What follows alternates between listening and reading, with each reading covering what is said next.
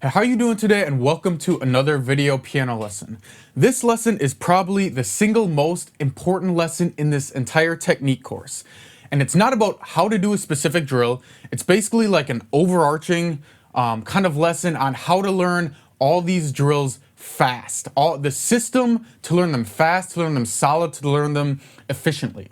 And all it is a series of 3 exercises. You do those 3 exercises every day on whatever drill you're working on before you practice, and you'll drill these in no time. So instead of sitting down and just like kind of haphazardly, I think I'm gonna run scales a couple times and then, do a couple of hands together. This is like a system. You do this step, you do this step, you do this step, and you get the results. And basically, I've tested, a ton of different practice strategies, and I figured out these 3 are the best. These 3 are what works. All right, so let's just get right onto them. The 3 are rhythms, the no look, and the metronome ramp up. So rhythms, here's how you do rhythms. I'm going to show you how to do them in scales, but you can apply these techniques to arpeggios, to broken chords, to anything else, even, songs you're playing. So let's say we're doing rhythms for scales. Step 1 is always hands separate. So let's say we're doing right hand alone, and then don't go right up to doing 4-octave scales. Start with 2 octaves, and then slowly work to 3 and to 4. So we're going to start right hand alone, 2-octave scales using rhythms. So here's how you do rhythms. There's 4 different rhythms. The first one is long, short, long, short, long, short, long. So it sounds like this.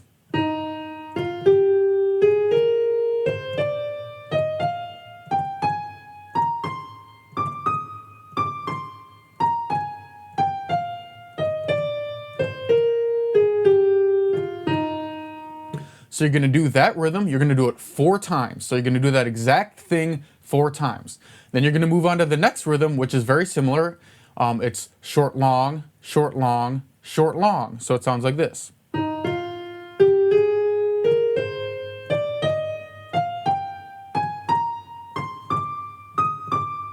And so on, back down.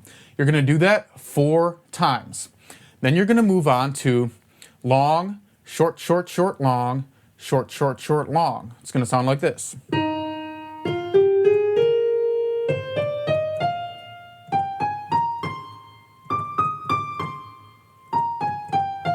All the way down. And you're going to do that 4 times, just like the other ones. And then the last rhythm is short, short, short, long, short, short, short, long. So it sounds like this.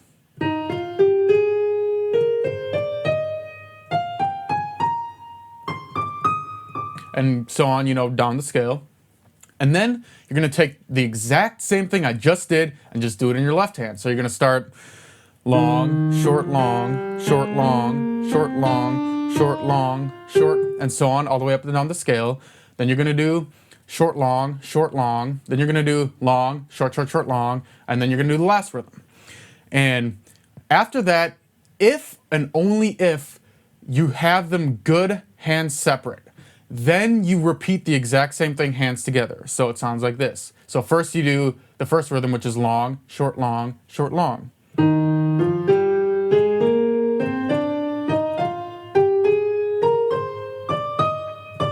And so on. Do it 4 times. Then do the second rhythm 4 times, and the third, then the fourth. So that's how you do it. And once you get to day 5 or 6, maybe the hands separate is like ridiculously easy. So then all you have to do is the hands together and do the 4 rhythms. So that's the first exercise, is rhythms. And once you get 2 octaves down, then you're going to slowly expand to 3, and then you're going to expand to 4 octaves. And that's a systematic way to learn it. So make sure you don't skip ahead and try to learn 4 octaves the first time, or skip ahead and try to do hands together before you do hands separate. Always just follow the system. Now the second exercise is called the no look. So all it is, and I know you can't see my eyes right now, but all you do is you play the scale, not looking. Okay, so we're going to take the same scale, E flat major scale, and I'm going to close my eyes. And I know you can't see my eyes right now, but they're closed. And you're just going to play.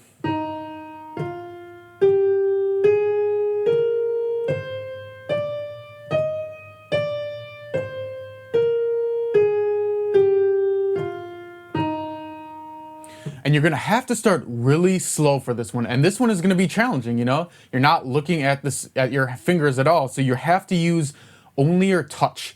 And the reason this is so important is because when you're playing super fast, you don't have time to look at every single note you're playing. You have to feel it out. You have to build in that muscle memory. So when you're doing this, when you first start out, you're not gonna be able to find the notes. You're gonna close your eyes and you're gonna go, and you're like, nope, that doesn't sound right. So then you kind of look at your hands and you look, oh, it's one note over. So you have to feel for that note. And it's gonna be really challenging at first, but you have to really stay disciplined, stay slow, and keep doing it until you can get that one octave without looking. And then guess what? You're gonna do the exact same thing with your left hand. And the next step, when you do hands together, first you're gonna play hands together, and instead of not looking, you're just gonna only look at your right hand. So you're gonna play, and this whole time I'm only looking at this hand.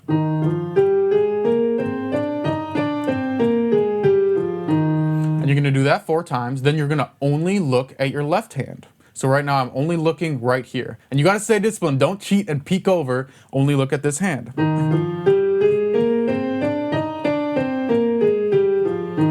And then the third step to playing hands together is you don't look at all. So then you close your eyes or, you know, look up at the ceiling or whatever, and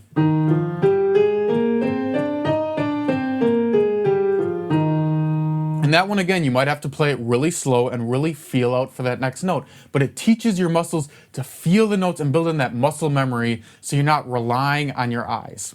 All right, so that's exercise number 2. 1 is rhythms, 2 is the no look. 3 is the metronome ramp up. This is how we start really building speed into every exercise. So what you want to do is, just like before, hands separate, set your metronome to a slow tempo and make it like stupidly slow. Like I always set it just, you know, maybe like that slow. And play your scale. So this is my 2-octave scale.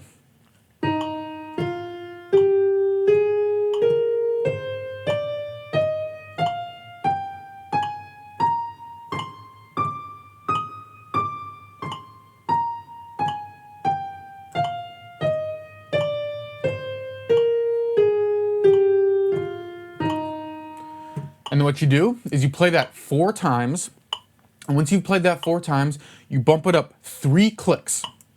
And if you're not using one of these, if you have a digital one, it's gonna be somewhere between 8 and 16 BPM.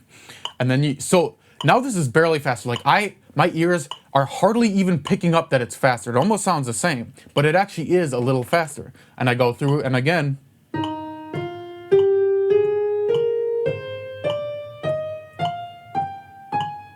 And so on, up and down the scale. Do it 4 times, then bump it up 3 more clicks.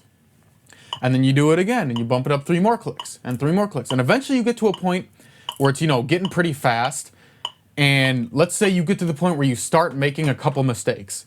That's when you try really hard 4 times, and you really focus and try to hit those notes, because that's kind of your breaking point. That's the point you're trying to get past. So you have to work on it like 4 or 5 times.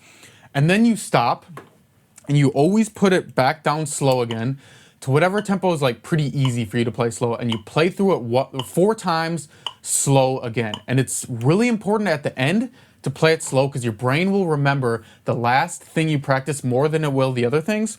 So if you play it fast for the last time and you're making some mistakes, your brain is going to internalize those mistakes and drill those into your fingers. And you want to make sure the last time you play it, you're playing it slow so you can get it perfectly accurate. So that's what you do. And then obviously you take your left hand and you do the same thing. And then once those are both good, you know, it might take 3 or 4 days, then you do hands together and do the exact same drill with the metronome. And that's how you slowly speed everything up from slow to fast. And then, you know, once you have 2 octaves with the metronome, then you move to 3, then you move to 4. And what you'll notice is 2 octaves is going to be kind of tricky to get, because there's always going to be that different thumb under than you had before. You know, if you're doing this scale, let's say a C major scale, it's 1, 2, 3, and then 1, 2, 3, 4, 5 if you're doing 1 octave and then back down. If you're doing 2 octaves to 4, it's going to be a 4-to-1 transition, which is different than you've been playing before. So you're kind of practicing that 4-to-1 transition. But once that's good for 2 octaves, moving on to 3 and 4 octaves really doesn't take that much practicing. All right, that's all I got for this video lesson. The biggest thing I want to kind of instill in you guys is just follow the plan and just like put your head down, smash against the wall. Don't try to, like, I hate to say don't try to be creative, but when you're first learning this stuff, it's better to just stick to the plan and follow it to a T and don't think about anything. And then once you've done this plan, you know, for 5 or 6 weeks and you have like 5 or 6 scales under your belt, then you'll start to get to the point where you figure out which ones really work well for you and you can kind of tweak the plan to fit you better. Like maybe for you, rhythms works really well, but you don't get that much out of the no look strategy. So you might do your rhythms instead of 4 times each rhythm, you might do them like 8 times each rhythm. And then the no look, you might just do a couple times to drill it in. Or maybe, you know, the metronome works really well for you, so you really drill in the metronome. But when you first do this, just follow the plan. Follow the plan, it works, it's a proven method. All right, that's all I got for you guys. Thanks for watching, peace out, and happy practicing.